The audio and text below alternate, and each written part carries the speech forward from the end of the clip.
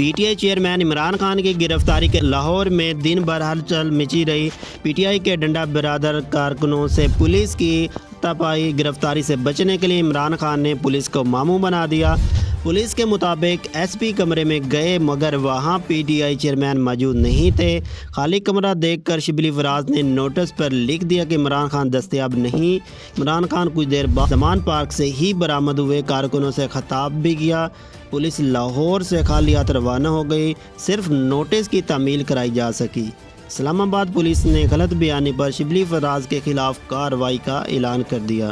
ادھر وفاقی وزیر داخلہ رانا ثناء اللہ کا کہنا ہے کہ عمران خان پر قاتلانہ حملے کا کوئی معاملہ نہیں ہے۔ عمران خان عدالت میں پیش ہونے اور سزا سے بچنے کے لیے بہانے کر رہے ہیں۔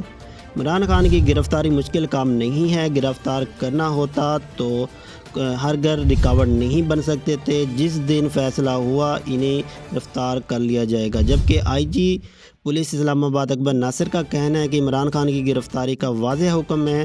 آئی جی اسلام آباد کا کہنا ہے کہ وارنٹ کا پہلا قدم نوٹس ہے جو انہوں نے وصول کر لیا ہے۔ ان کے علم میں آ گیا کہ عدالت انہیں بلا رہی ہے۔